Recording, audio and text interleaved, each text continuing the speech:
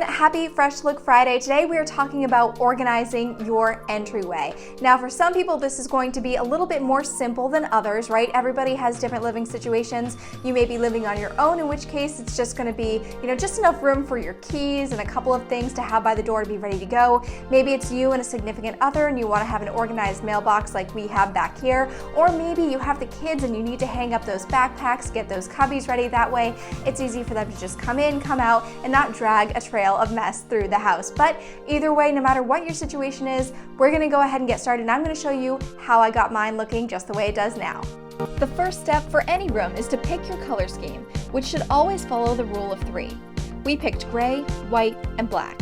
The light gray went on the walls and in our furniture, and black frames as accents in most of our artwork. With the color scheme now set, it's time to get organized. Pick a wall where you can hang backpacks, add cubbies, whatever you want based on your own individual needs. Here's what we did. Now, as you're about to see, when I first saw this mailbox, this was not what this looked like. And I knew I wanted something in my home that was not only personalized, but had, just the right amount of slots. And I kept looking online. I couldn't find anything that I really, truly fell in love with and could justify purchasing. I believe that everything that you bring into your home should be something that you love, right? Unless it's a compromise piece that you and your significant other or family member have worked out, it should truly be something that you love. And quite honestly, I just wasn't feeling it with a lot of what I was able to find online. So when I saw a mailbox outside that my neighbor was actually getting rid of, it had 4 columns instead of 2, but I said to myself, you know what? If I was ready to put a little bit of love into it, I think that this piece actually has the potential. And of course, I'm always ready for an arts and crafts project, so I got to work.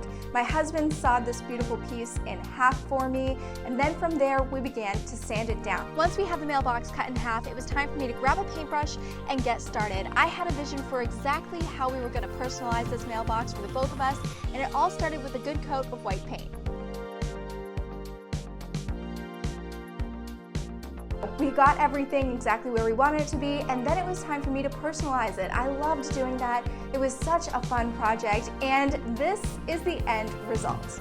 Another piece that was really important to me was getting a calendar out here, because as you know, as you come and go for the day, we have a million things that are going on. And yes, with the pandemic, there is less, of course, but we know that at some point things are going to start to be, back to normal. So we want to make sure that we have that calendar there, that we can keep track of everything. Now, these last touches that I added, a little hand sanitizer, a notepad, a lint roller, these are all just those things that you kind of just grabbed last minute as you're heading out the door. All things that you can switch out for whatever is important to you. Maybe you want to have a key ring or a key bowl. We have one of those inside, so we didn't quite need that out here, but it's still certainly something that you can add if you'd like.